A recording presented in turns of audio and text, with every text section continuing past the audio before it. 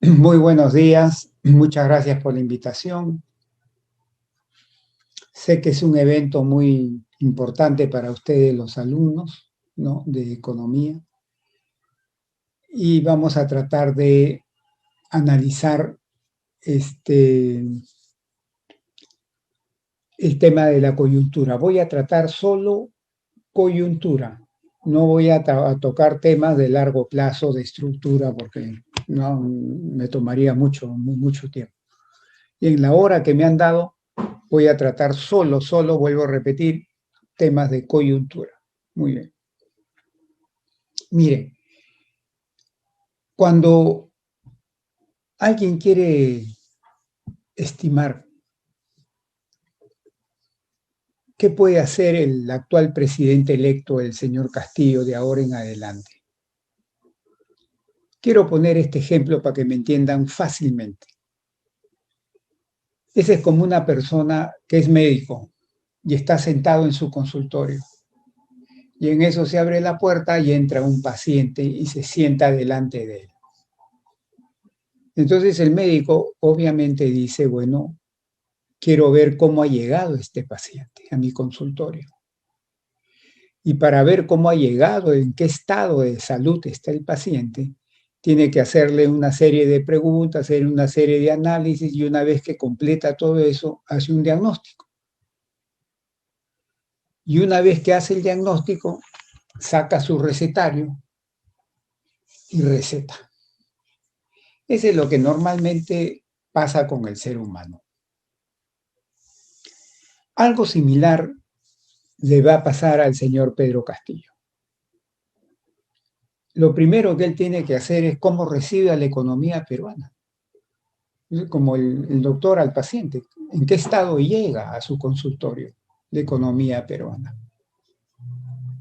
Entonces tiene que hacer un diagnóstico y una vez que hace el diagnóstico va a sacar su recetario, que se supone su plan de gobierno. Y en función de ese recetario es que va a decir usted va a tomar tal antibiótico, tales pastillas, todo. Eso es lo que va a tener que hacer, en términos muy simples, muy concretos. Pero para ver cómo llega el paciente al consultorio, para ver cómo llega la economía peruana al 28 de julio, tenemos que de todas maneras tocar el tema de la pandemia. Porque la pandemia le hizo un fuerte daño a la economía peruana. Entonces no podemos hacer un diagnóstico de cómo llega el paciente al 28 de julio si es que no toco el tema de la pandemia. Y eso es lo que vamos a hacer ahora. Ya. Miren, para determinar el impacto de la pandemia en la economía peruana y en el bienestar de muchos peruanos, lo primero que tenemos que hacer es, como el ejemplo que les he puesto, es cómo la economía peruana llegó a encontrarse con la pandemia.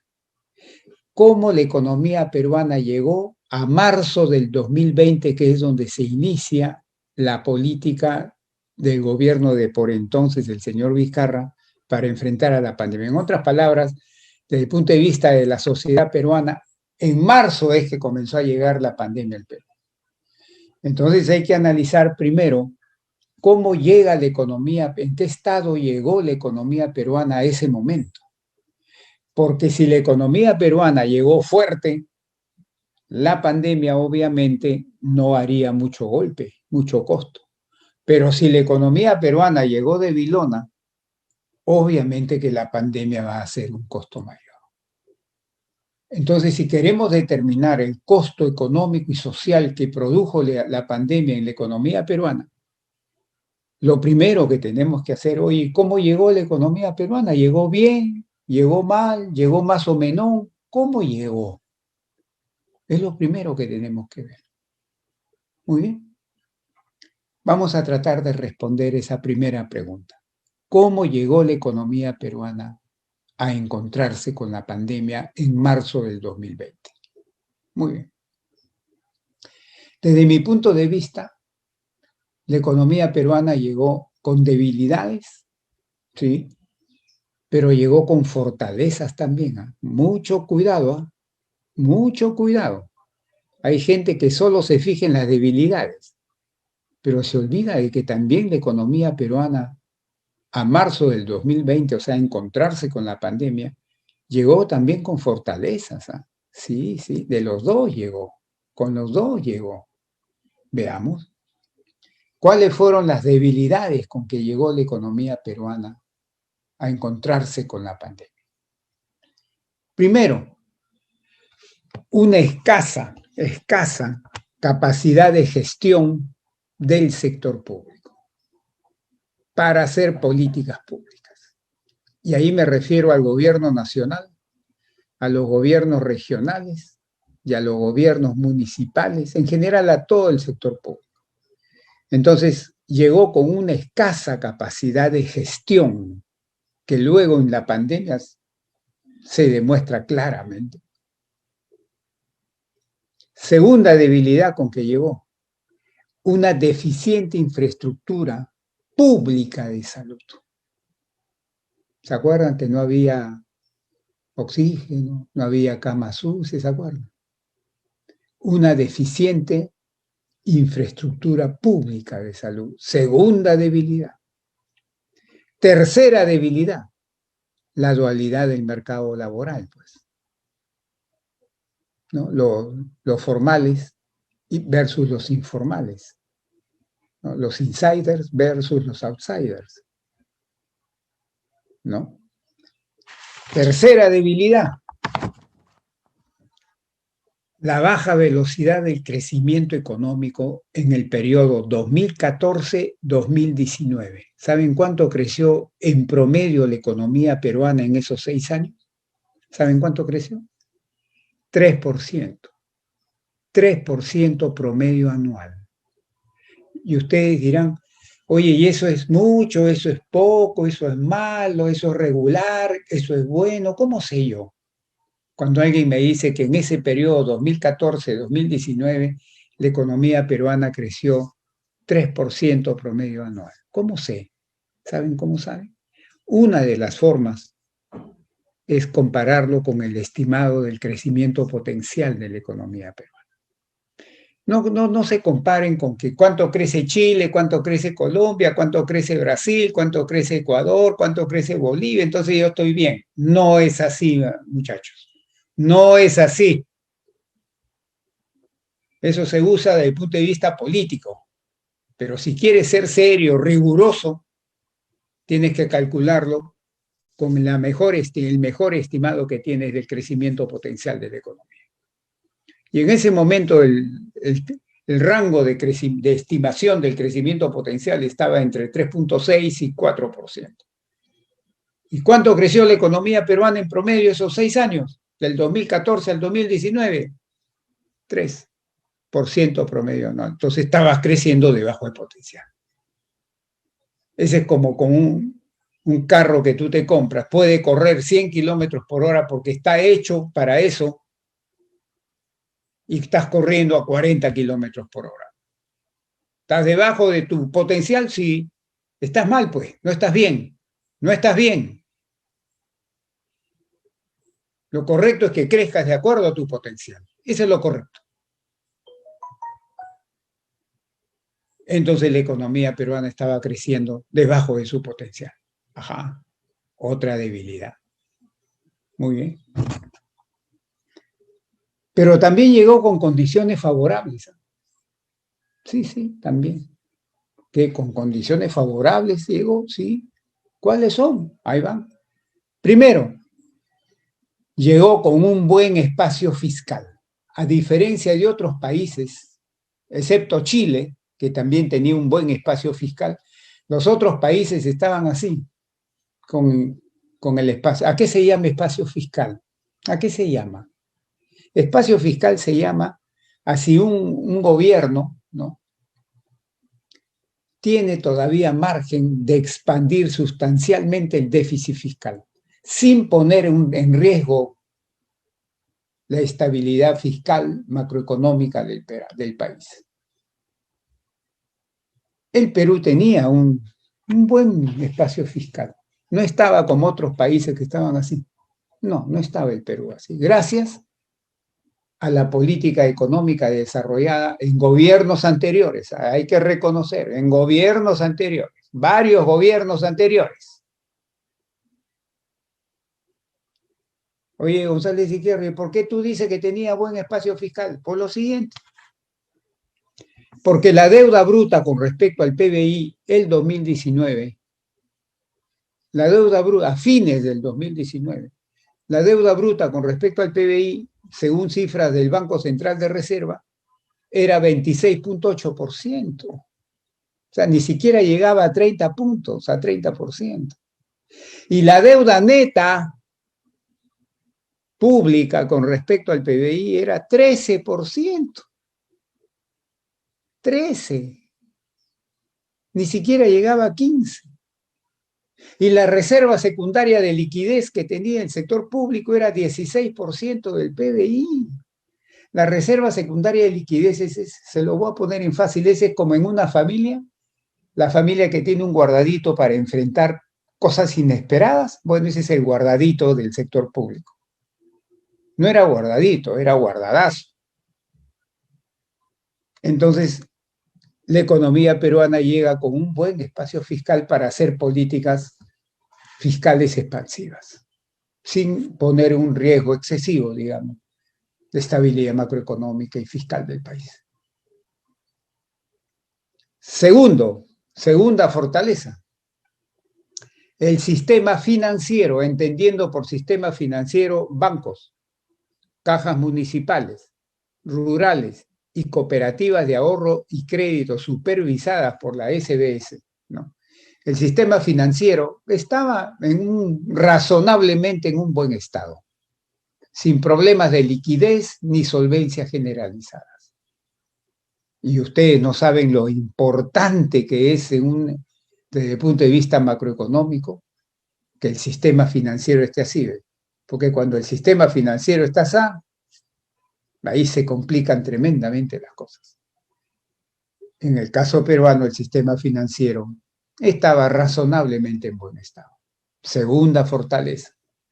Tercera fortaleza, el Banco Central tenía espacio para realizar una política monetaria expansiva. Y junto con eso tenía espaldas. Las reservas internacionales netas representaban alrededor de 35% del PBI peruano. Y la posición de cambio del Banco Central también era bastante apreciable. Estas eran las fortalezas con las que llegaba la economía peruana. Entonces llegaba con debilidades y con algunas fortalezas. No solamente llegamos con puras debilidades, eso no es cierto.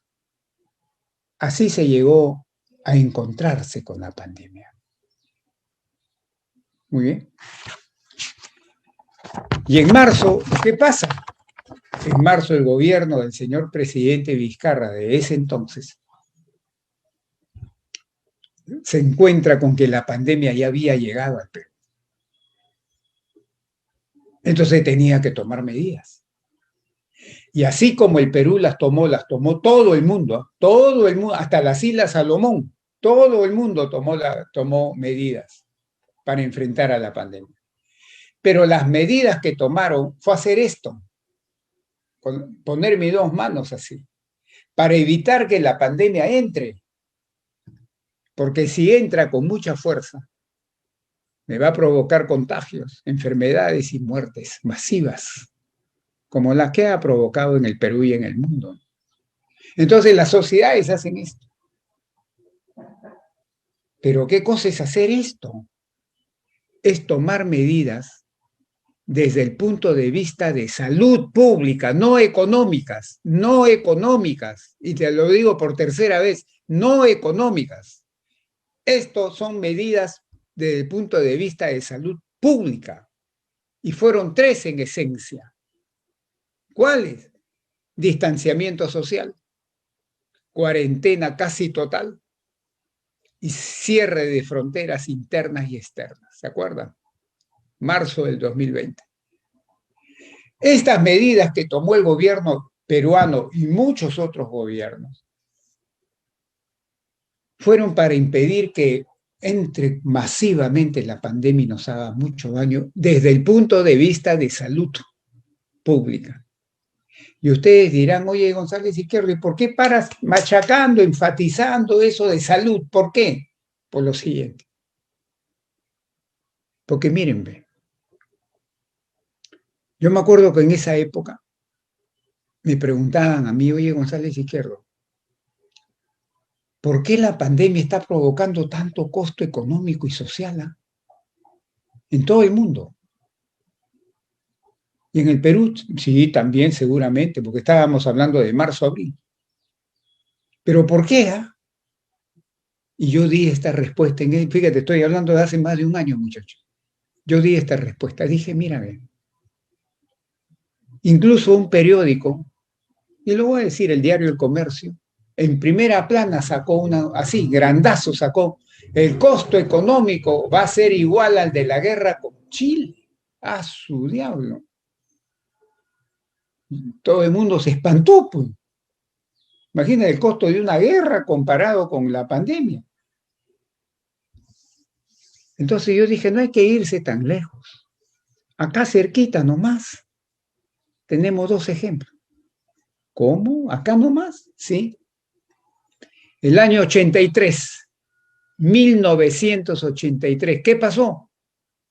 Que a la economía peruana le cayó un mega fenómeno de El Niño. Mega, inmenso. Y ese año 83, el PBI cayó, la economía cayó, creció menos 10.4, ya no me acuerdo el decimal, menos 10.5, pero menos 10 y algo cayó, fuertísimo. Y si uno se pregunta, ¿y por qué cayó tanto la economía peruana? La respuesta es que el fenómeno del Niño rompe parte de la estructura productiva peruana. Te rompe puentes, te rompe carreteras, te produce huaicos, nevadas, lluvia, la anchoveta se va al sur. Y producto de eso, obviamente, la producción se cae, pues. No hay que saber economía para entender eso. 6 años después, 1989, la economía cae entre 12 y 13%. ¿Qué cosa? El 89, sí. ¿Por qué? El año final del gobierno del presidente Alan García, de su primer gobierno, en que ya la economía peruana estaba con la hiperinflación más la hiperrecesión encima. Se derrumbó la economía peruana. Y ahí también, oye, ¿por qué se derrumbó? Porque con la hiperinflación y la hiperrecesión, pues la producción se vino abajo.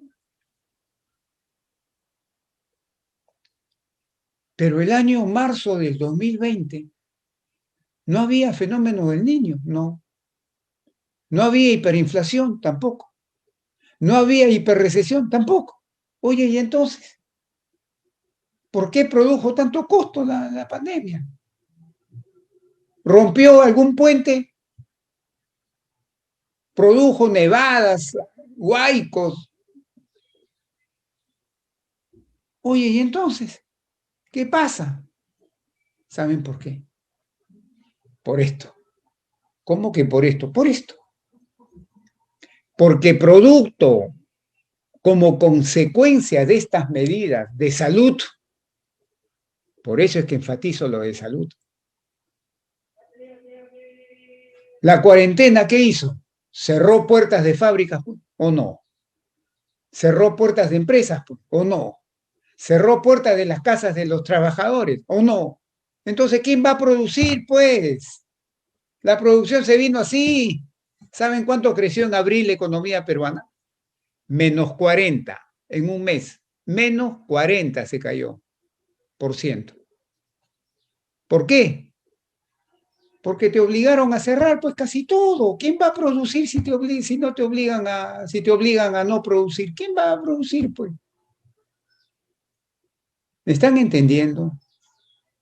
Entonces el costo económico es la consecuencia indirecta de esto, de medidas de tipo de salud. Rigurosamente se llama un shock negativo de oferta agregada. Ese es un nombre técnico profesional riguroso. Un shock negativo de oferta agregada. Así empezó a afectar la economía peruana la pandemia. Un shock negativo de oferta agregada. Que luego genera un shock de demanda agregada, al extremo que hoy día en teoría económica se ha acuñado ya un nuevo término: Keynesian Supply Shocks, o sea, shocks de oferta keynesiano. ¿Y saben por qué le han agregado el Keynes? Siempre han existido shocks de oferta, pero le han agregado el keynesiano, ¿sabes por qué? Porque el shock de oferta además te tiró abajo la demanda agregada. Por eso le agregaron el shock de oferta keynesiano. Eso fue la pandemia. Shock de oferta keynesiano.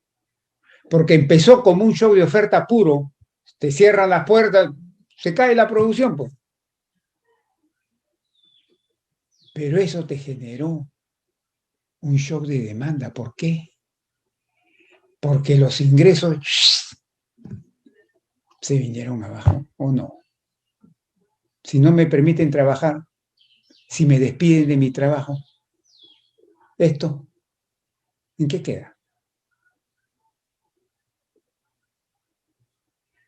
Y además, me prohibieron gastar como yo estaba acostumbrado a gastar. Ya no podía ir a restaurantes, ya no podía ir a pasearme, ya no podía ir a una discoteca, ya no podía ir a un gimnasio, ya no podía hacer muchas cosas. Entonces se convirtió en un shock de demanda, porque también yo mismo me asustaba y decía, no, donde hay gente yo no voy. Mucha gente reaccionó así: donde hay gente yo no voy. Y otras cosas más que no quiero entrar a tratar porque ya es muy riguroso. Entonces, ¿cómo llegó la pandemia a afectar inicialmente a la economía peruana? Inicialmente fue un shock de oferta que luego generó un shock de demanda. Muy bien. Y este shock de oferta más este shock de demanda, ¿qué produjo? Bueno, en todo el año, porque ya le dije que en abril la economía se cayó menos 40, en mayo se cayó menos 33 y así. Pero en todo el año 2020 la economía cayó menos 11.1%. Una de las caídas más grandes de todo el mundo. No solo de Latinoamérica, no, de todo el mundo.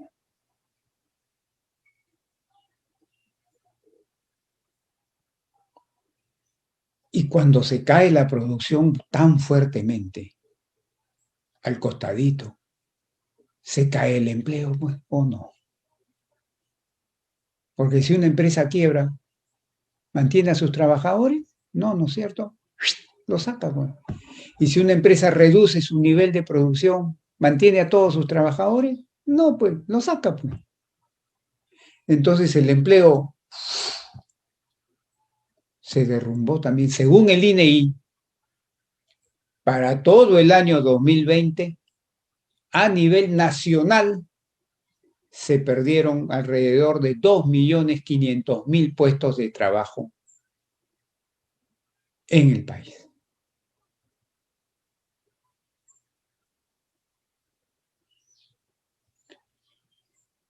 Pero ahí no queda la cosa. El ingreso también se cayó, pues. También se cayó, pues.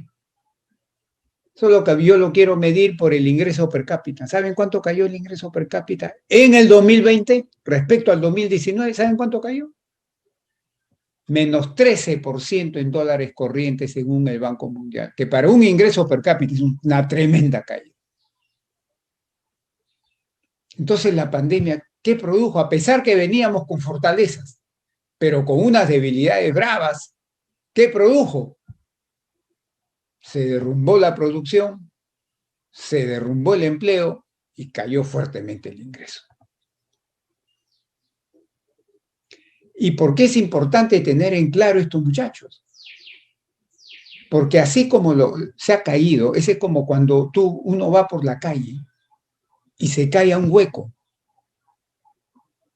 Yo me caigo al hueco hasta toco fondo. ¿Y qué es lo que quiero hacer? Quiero comenzar a volver a subir para regresar a la superficie, ¿no es cierto? Esa va a ser mi reacción. Comenzar a tratar de subir para regresar a la superficie. Igual es una economía. Cuando cae y toca fondo, lo que quiere es regresar a la superficie. ¿Qué cosa es regresar a la superficie? Regresar a la situación prepandemia, prepandemia, prepandemia. Por eso cuando se dice, la producción cayó menos 11.1, eso es lo que tengo que recuperar. El empleo cayó 2.5 millones, eso es lo que tengo que recuperar para regresar recién a la situación prepandemia. Cuando el PBI per cápita cayó 12.9, 13%, eso es lo que tengo que recuperar para recién regresar a la situación prepandemia. Ahí no estoy mejorando. Entiéndame, mira, les voy a poner este ejemplito para que me entiendan facilito. Suponte que yo estoy en mi casa y tengo mi computadora y mi televisor para divertirme. Mi computadora para trabajar. Con teletrabajo genero mis ingresos y para tener un momento de distracción veo televisión. Ya está. Y un día entran a mi casa y se roban.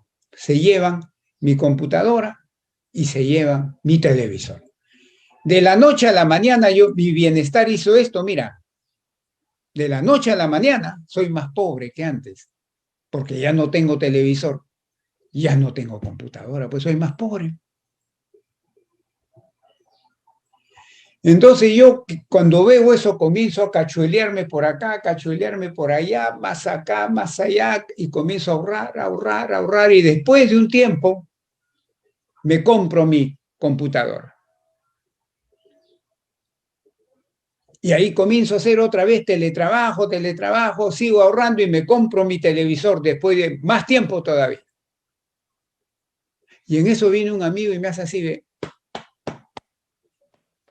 oye, González Izquierdo, te felicito.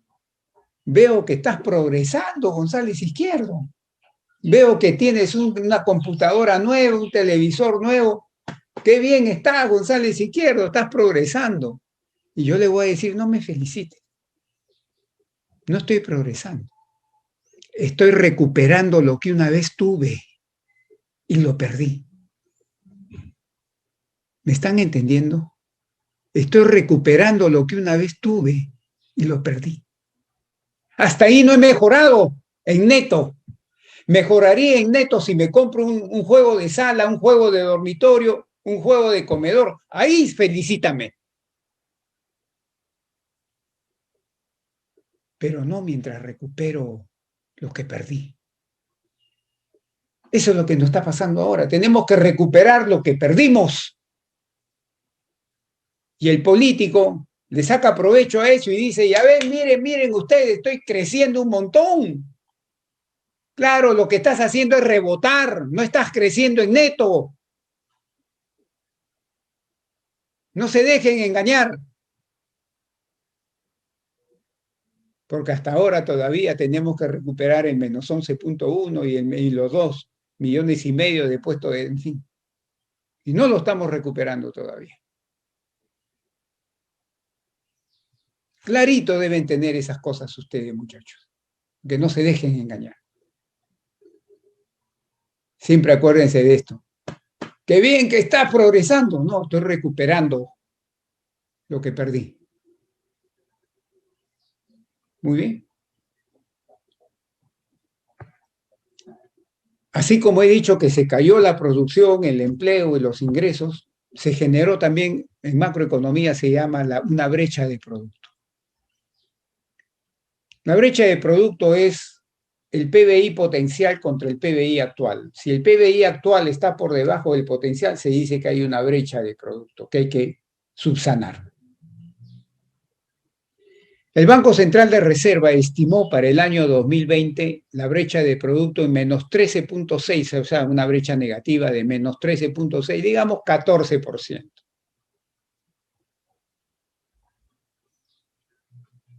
La mitad, alrededor de 7 puntos porcentuales de ese 14, ellos dijeron es caída en el PBI potencial. Y los otros 7 puntos porcentuales es caída neta de demanda agregada. Yo creo que la caída del PBI potencial está magnificada. Ha habido una reducción, una caída del PBI potencial, pero no creo de esa magnitud. Es menor. Más es la caída en el gasto agregado, en la demanda agregada total, especialmente el gasto interno. Y ustedes dirán, ¿y por qué es relevante diferenciar eso? Que ha caído el potencial y la demanda agregada. ¿Por qué?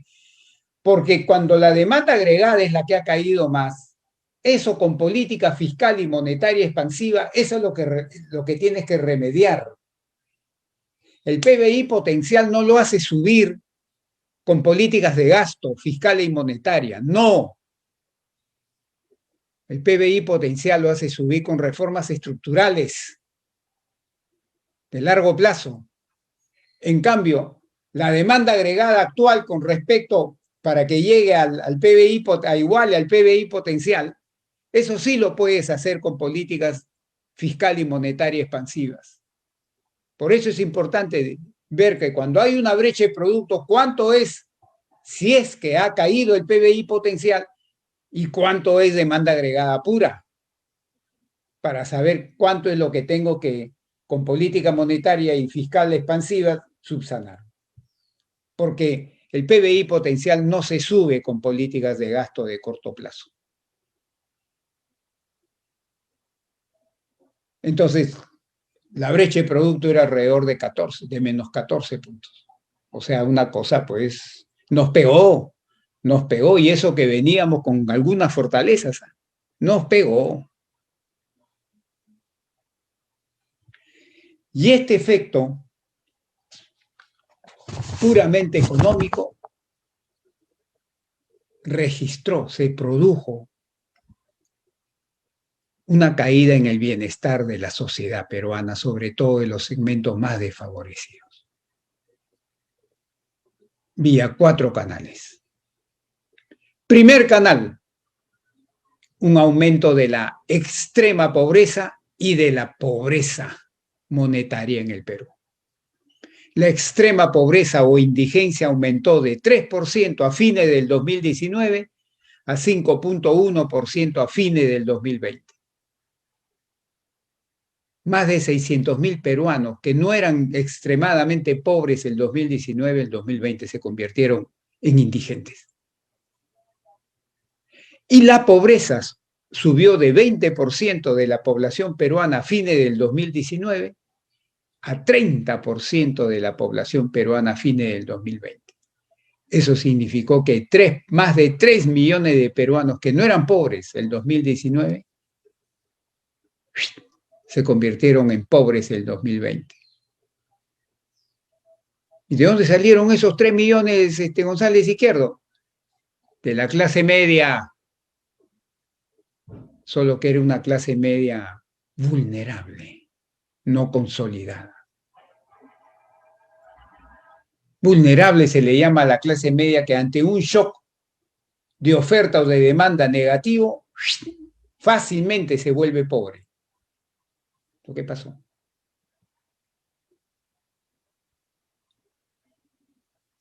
Segundo, aumentó la informalidad laboral. Según todas estas cifras que les estoy dando, chicos, son cifras oficiales, del INEI. Aumentó la informalidad laboral. Según el INEI, la informalidad laboral subió 2.7 puntos porcentuales el 2020. O sea, redondeamos a 3 puntos porcentuales. A fines del 2019 era 72% de la fuerza laboral era informal. Hoy día, a fines del 2020, 75%. Tercero efecto social. La distribución del ingreso, de la riqueza y sobre todo de las oportunidades se deterioró fuertemente.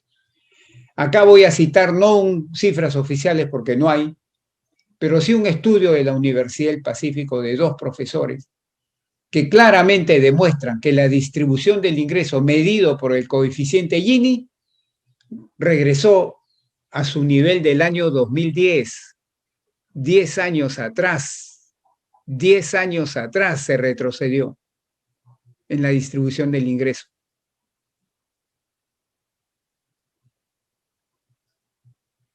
Y finalmente, oiga, ¿y por qué hoy es empeorado la distribución del ingreso y las oportunidades? ¿Por qué? Básicamente, no únicamente, pero básicamente por el problema del empleo. Los que han sido despedidos más rápidamente son los más vulnerables, los trabajadores de menor capital humano, ganaban menos, mujeres, jóvenes. Y finalmente, un aumento fuerte de la violencia social, si no veamos cómo está nuestro país, pues, y de la delincuencia. Todo eso englobado con el concepto de inseguridad ciudadana. Esas son las 4 consecuencias sociales de bienestar social de los desarrollos económicos.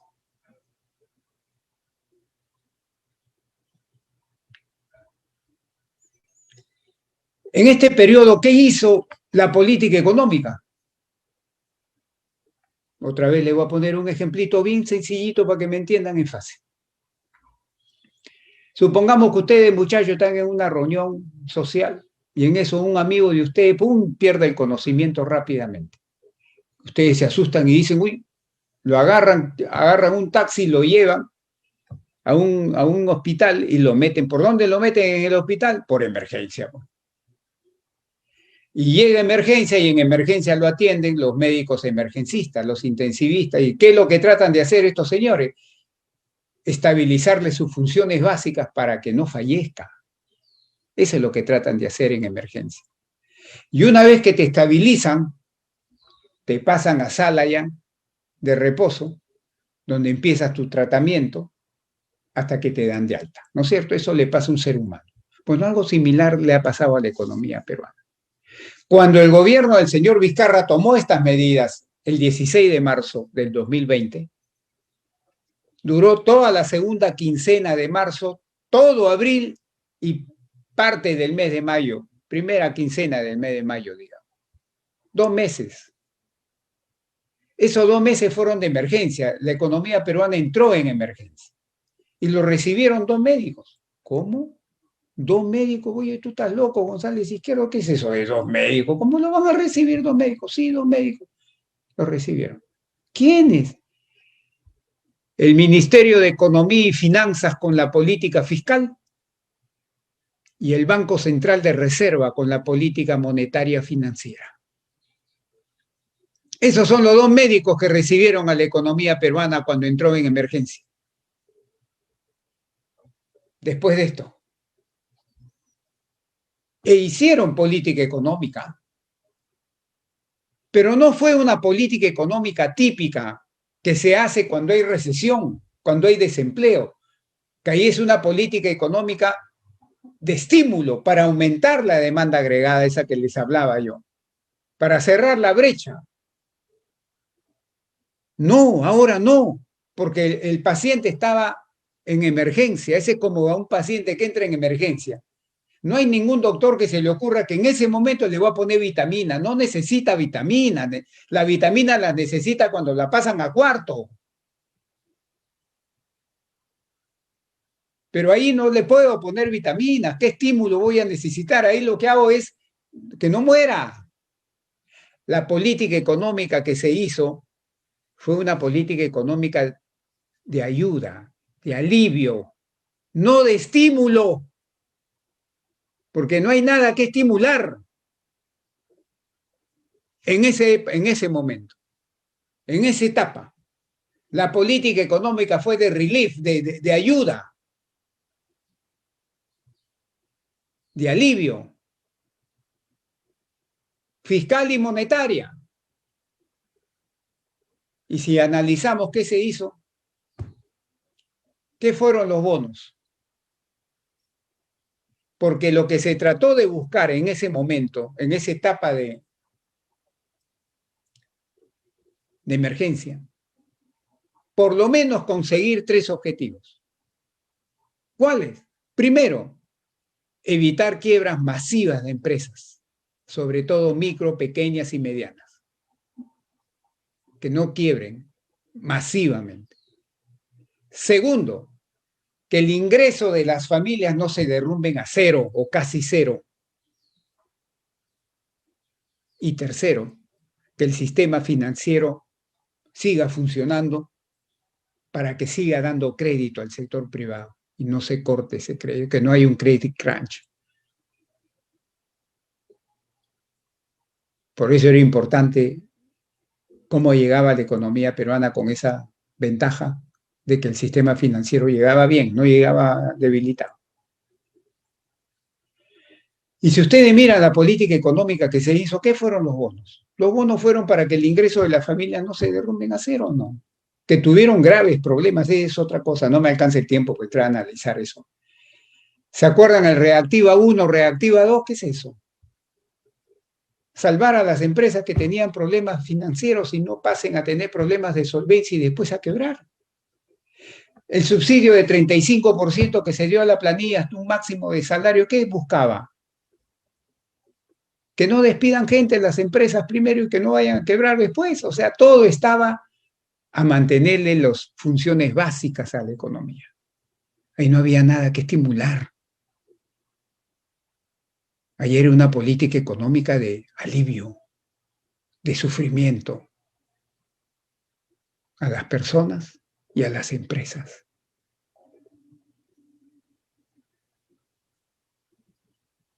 Clarito. Muy bien.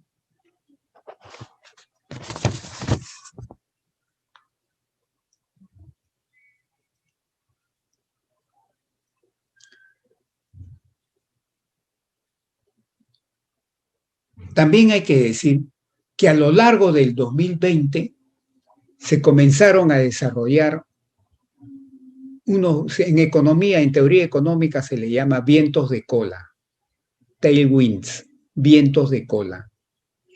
¿Qué es eso?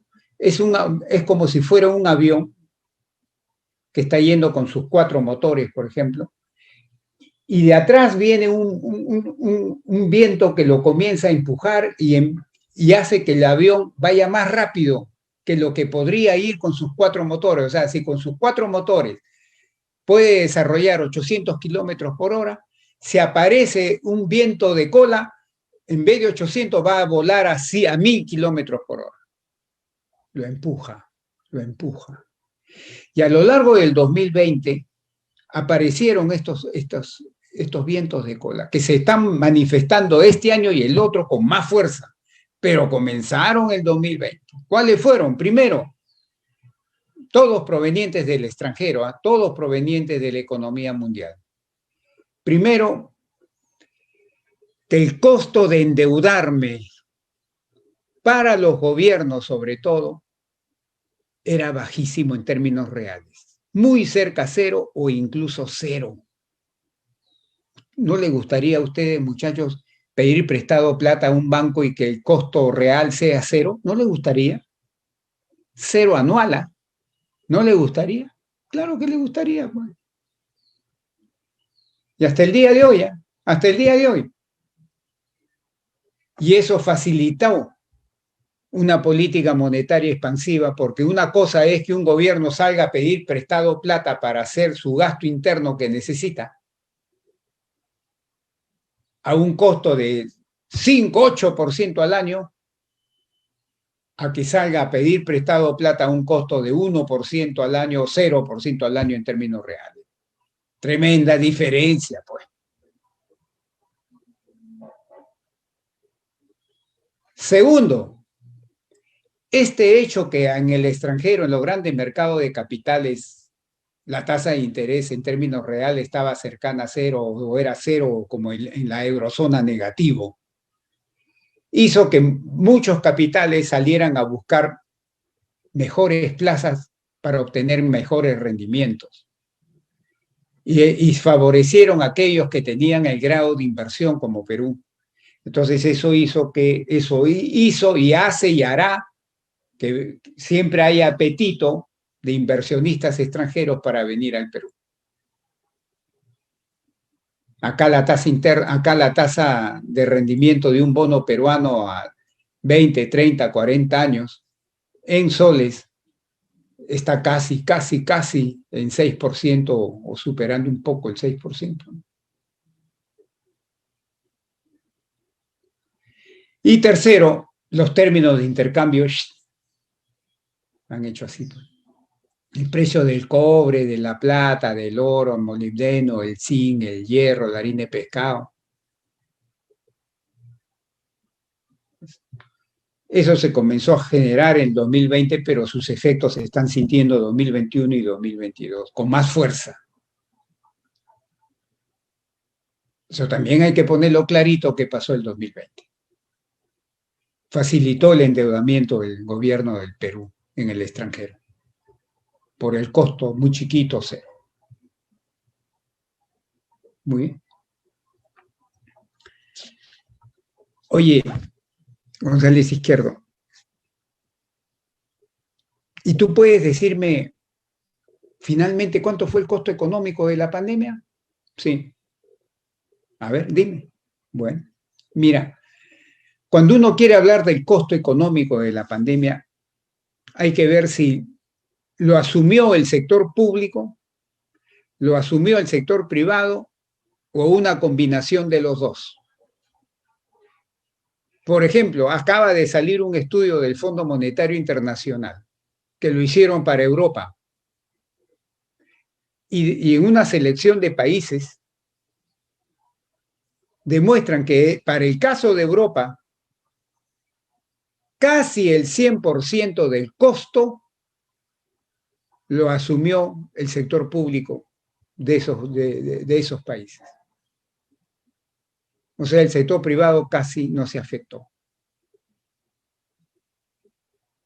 ¿Y por qué se llega a la conclusión de este estudio? Porque analizaron los balance sheets de las personas y de las empresas y vieron que no hubo mayor deterioro. Obviamente, por las políticas estas de relief, estas políticas de ayuda, de alivio que implementaron esos gobiernos en forma muy dadivosa. Entonces, el costo lo lleva el sector público. En el caso peruano es entre los dos. El sector privado ha llevado parte del costo y el sector público parte del costo también, en el caso de nosotros. ¿Y cuáles son esos costos?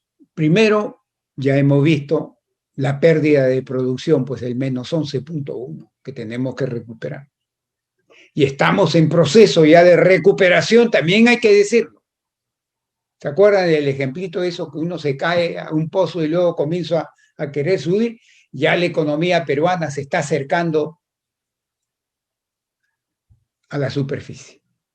Ya está cerca a la superficie. Segundo, las medidas fiscales, la deuda pública que ha aumentado fuertemente, ha subido de 26.8% la deuda pública bruta a 35%. Todavía hay espacio fiscal para el nuevo gobierno. Hay espacio fiscal todavía para el nuevo gobierno. 35% del PBI no es algo que te pare los pelos de punta, ni de vainas. Hay espacio fiscal. Pero ha habido un aumento de 27% a 35% la deuda bruta, ¿no? Son 8 puntos porcentuales que con el tiempo van a tener que pagarse, pues. Segundo, tercero diré, el tercer costo es las firmas que han quebrado, las empresas que han quebrado y los puestos de trabajo que se han perdido y que ya no se van a recuperar. Eso se le llama desempleo estructural. Ha habido fuerte desempleo estructural en el Perú a consecuencia de la pandemia. ¿Por qué? Lo pongo así. Por ejemplo, acá cerca de mi casa había una tienda que era panadería, hacía pan, hacía pasteles, pero tenía su restaurante ahí. Y el negocio fuerte era el restaurante. Cuando lo obligaron a cerrar, tuvo que cerrar. ¿Se convirtieron a qué? Se convirtieron en un mini market, a vender productos. Pero ¿qué pasó con todo el capital humano que tenían ahí, que durante años habían especializado en hacer pan, en hacer tortas, en hacer dulces, en hacer todas esas cosas? Ese capital humano se llama específico porque se desarrolló ahí. Lo sacas a la calle y esa persona que tiene ese capital humano específico no va a encontrar fácilmente otro trabajo porque tendría que reentrenarse, reeducarse, porque lo que él sabe hacer es eso. Y como eso ha cerrado, eso se le llama desempleo estructural porque necesita una reeducación, un reentrenamiento. También la llegada de la cuarta revolución industrial, que ya llegó al Perú y la pandemia le empujó fuerte.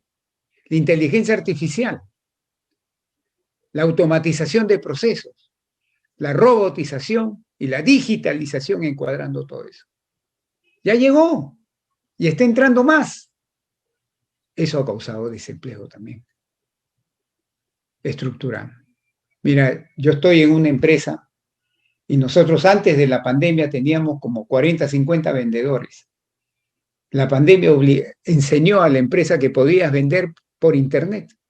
Ahora la fuerza de ventas son 10 vendedores. El resto han sido despedidos. Ya sé.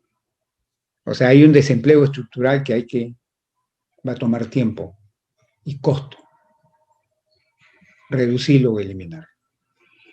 Cuarto, educación. La pérdida en educación que se está teniendo, ya vamos a tener 2 años con enseñanza virtual, con calidades diferentes. En primaria y secundaria no hay buena calidad. En las universidades ha mejorado sustancialmente, pero primaria y secundaria no hay buena calidad de educación virtual.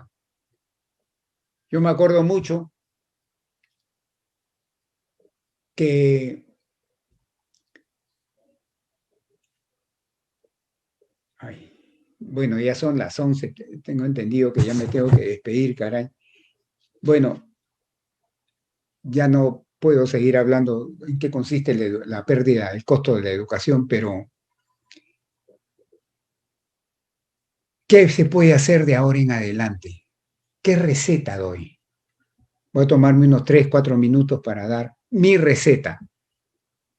No la del señor Pedro Castillo, porque no sé qué receta tendrá él, pero yo voy a dar mi receta. En primer lugar, tenemos estos vientos de cola provenientes del extranjero, los que ya les he delineado, que nos va a empujar 2021-2022, nos va a ayudar, primero. Segundo, hay que entender, muchachos, hay que entender que el comportamiento futuro de la economía peruana está determinado por el comportamiento de la pandemia. Si la pandemia no se va, la economía va a estar dando tumbos, subidas y caídas, porque cada vez que rebrota vas a tener que cerrar la economía parcialmente y eso te produce un costo económico. Mucha gente no entiende eso. La pandemia está sobre la economía. Lo que hay que hacer es sacar a la pandemia. Entonces, lo primero que hay que hacer internamente es alcanzar lo que se llama la inmunidad de rebaño, que en el Perú se alcanza vacunando a 25 millones de peruanos con sus 2 dosis. Ojalá que lo hagan antes del 31 de diciembre. Y ustedes dirán, ¿y por qué? Porque cuando alcanzas la inmunidad de rebaño, ¿sabes? Gráficamente, ¿sabes a qué equivale? A que lo agarras del pescuezo a la pandemia y ¡juala! Botas. Lo que queda es el virus, como el virus de la gripe y otros virus, pero ya no hay pandemia. Entonces la economía tiene la pista libre para pararse y comenzar a correr de acuerdo a su potencialidad. Eso es lo primero que tienes que hacer. Vacunar para alcanzar la inmunidad de rebaño lo más antes posible. Segundo, yo creo que no es el momento este año de hacer una consolidación fiscal drástica. No, que no me vengan a mí con que la deuda sobre PBI está en 35%, uy, hay que ajustarse el cinturón. No, porque todavía hay mucho sufrimiento, todavía hay mucho costo social. Y por mantener un numerito, yo no haría eso de hacer que el costo social aumente por mantener un numerito de deuda. No se debe hacer eso. Más ahora que endeudarme me cuesta así. Y estoy en 35 puntos. Todavía calculo yo que hay 5 puntos porcentuales, por lo menos, para crecer. Porque estos son gastos transitorios, no son gastos permanentes.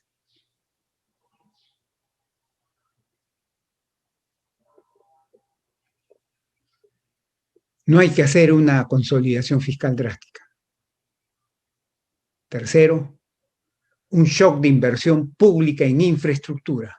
Shock de inversión pública en infraestructura. ¿Y qué significa gastar en infraestructura? 6 cosas. Educación, salud,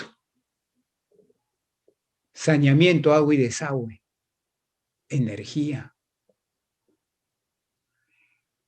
digitalización. Hay que crear el entorno para que el sector privado pueda absorber estas ventajas tecnológicas que está llegando con la cuarta revolución industrial. Infraestructura digital, que por lo menos el acceso a Internet en el Perú suba del 40% o 45% actual al 90 y tantos por ciento. Por lo menos que el 90 y tantos por ciento de las familias tengan acceso a Internet, a una buena Internet. Estamos lejos de eso.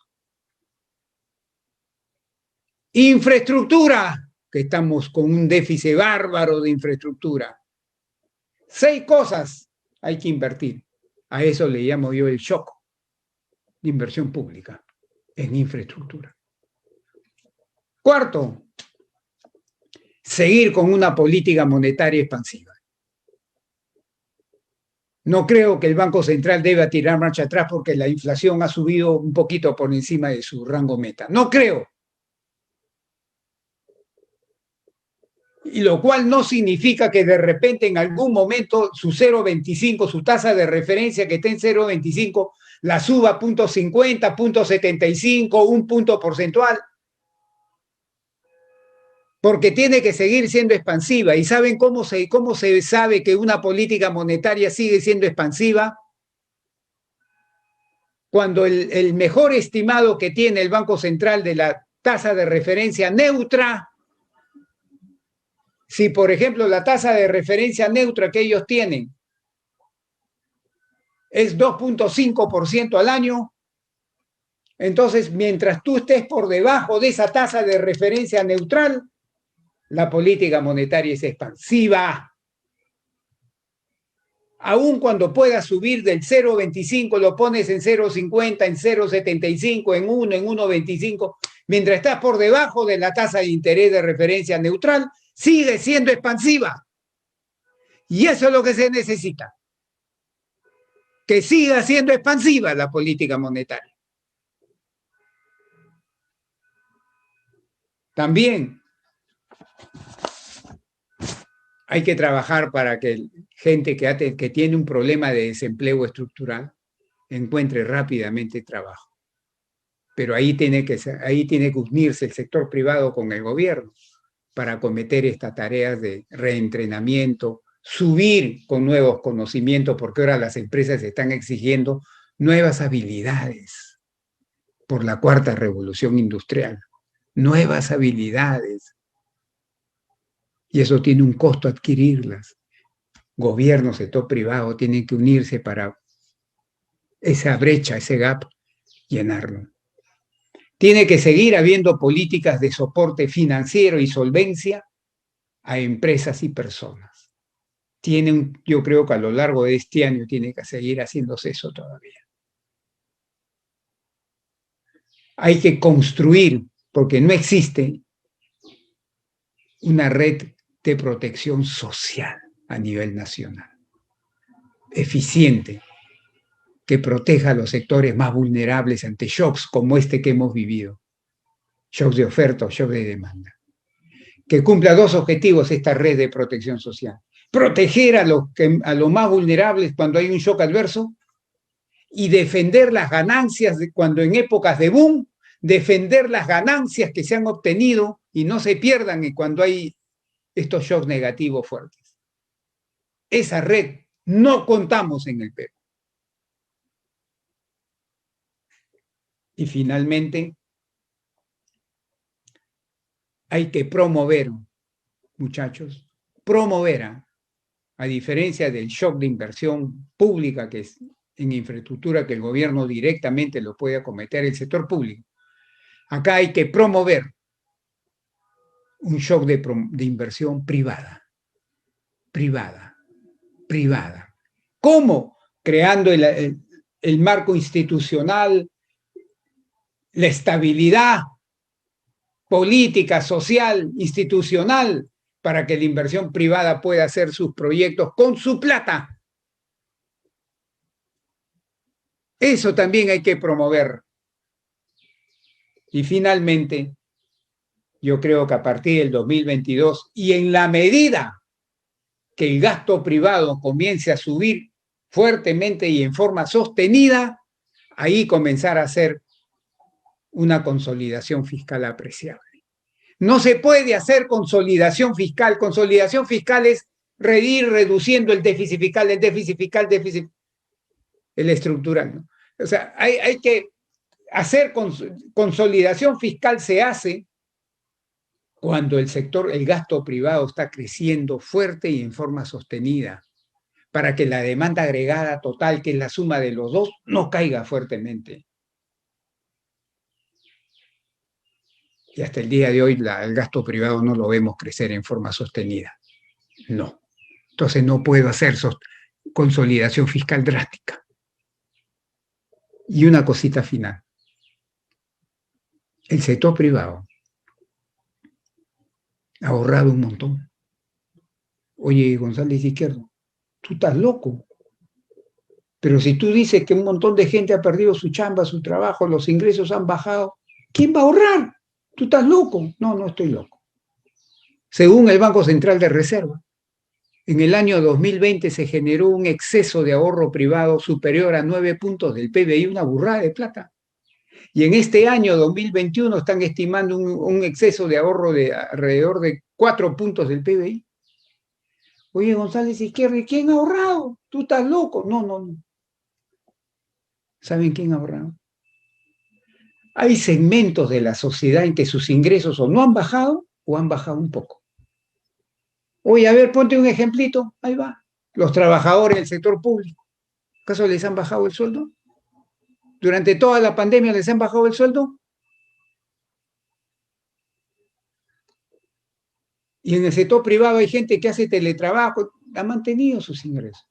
Entonces hay un sector que supera los 2 millones de trabajadores. ¿Eh? Cuidado. ¿Eh? Los trabajadores del sector público nomás son 1,5 millones. Supera los 2 millones de trabajadores que sus ingresos o no bajaron o bajaron un poquito. Pero se han visto restringidos en su gasto. O porque el gobierno se los ha impedido gastar. Por ejemplo, no me puedo ir de viaje, no puedo hacer turismo, pues. O yo voluntariamente he hecho eso, me he restringido también por temor a infectarme. Entonces, a la fuerza te han generado ahorro. Es un ahorro forzoso. Pero como hay tanta incertidumbre, ese ahorro lo tienen en instrumentos más o menos líquidos. Por eso es que la definición de M2 ha crecido muy fuertemente en el Perú, sobre todo en el 2020. ¿Y sabes cuál es el impacto macroeconómico de eso? De que cuando la pandemia se vaya, cuando se alcance la inmunidad de rebaño, la sociedad regrese ya a comportarse como era antes, ese ahorro que está ahí guardadito, parte por lo menos, no todo, parte se va a ir a financiar consumo privado. La expansión del consumo privado va a ser apreciable en los meses que vienen, sobre todo, creo yo, en este segundo semestre y el año 2022. Claro, es temporal, porque una vez que se acabe ese ahorro ya, pero el empujón que va a pegar es importante. Mucho cuidado con eso. Listo, chicos, ya no quiero seguirle hablando con ustedes más de macroeconomía, de política económica, pero creo que he tocado los puntos más saltantes en esta hora que he tenido de tiempo. Yo les agradezco su atención. Yo no sé si habrá tiempo para aunque sea unas 2, 3 preguntitas. Si hay, con mucho gusto las podría contestar siempre y cuando sepa, porque yo chicos, muchachos, no soy un sabiondo ni pretendo ser un sabiondo. Hay cosas que sé y hay cosas que no sé. Si ustedes me preguntan algo que no sé, yo voy a ser sincero, le digo, no sé, hijito, eso.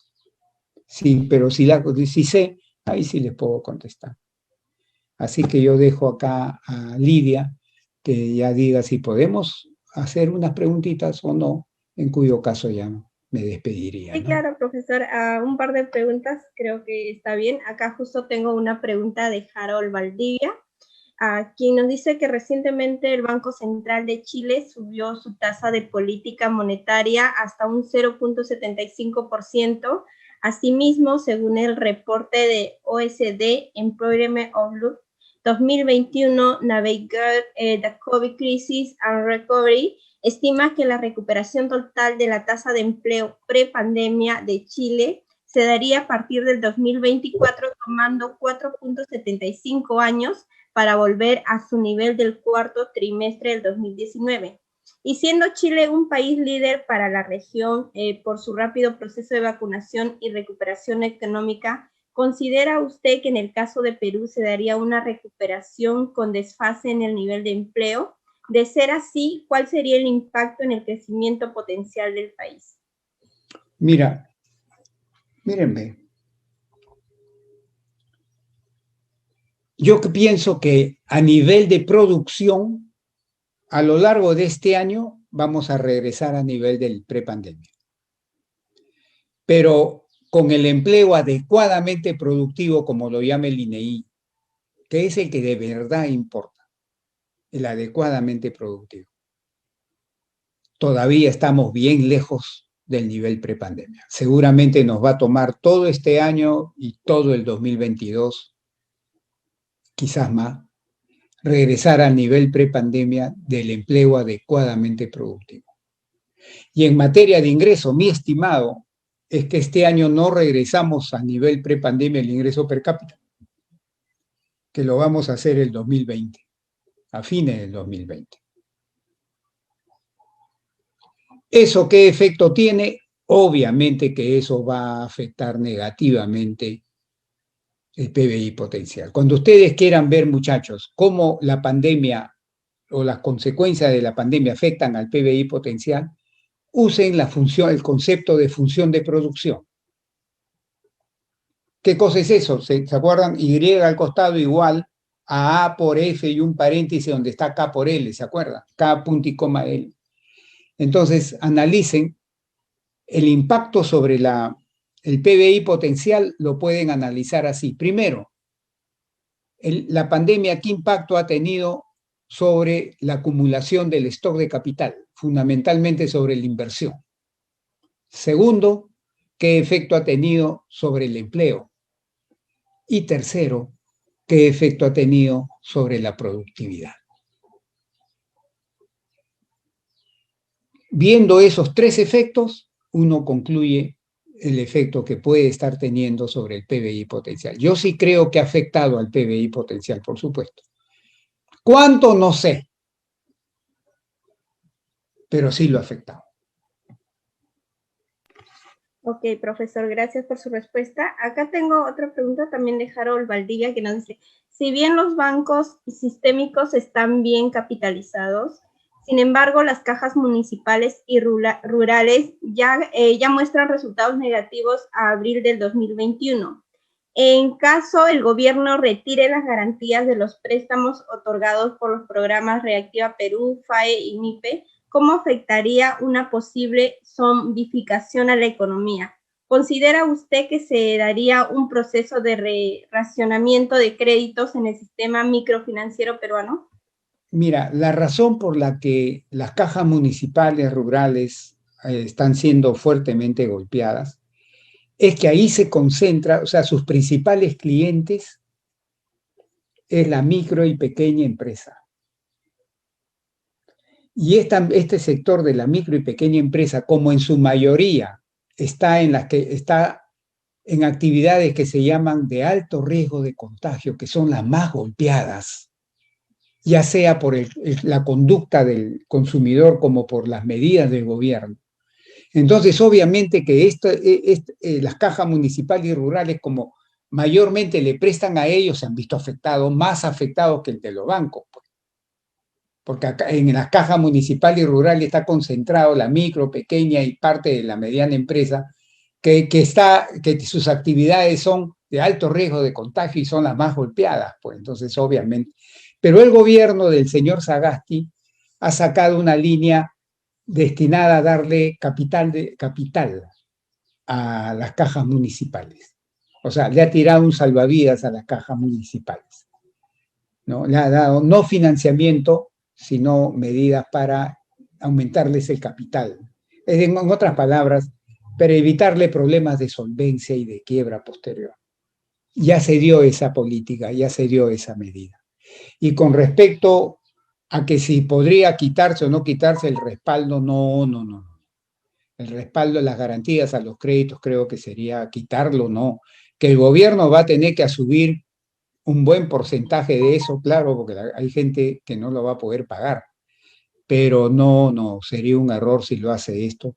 Todavía, mientras la pandemia no se vaya, todavía no podemos quitar las medidas de alivio que se han dado en la economía. Ok, profesor. Quiero agradecerle por su participación. La verdad que nos hubiese gustado tenerle más tiempo para que más compañeros puedan mostrar sus inquietudes, pero vamos a tener que ajustarnos al cronograma que ya tenemos. Le voy a dar unos minutos para que se pueda despedir de todos los chicos que acá le están escuchando. No solamente, muchachos, que me hubiera gustado una horita más para enseñarles pizarra y realidad, para enseñarles teoría, cómo se aplica a casos reales, más de lo que les he enseñado en esta hora y pico que he estado conversando con ustedes. Pero así son estos eventos.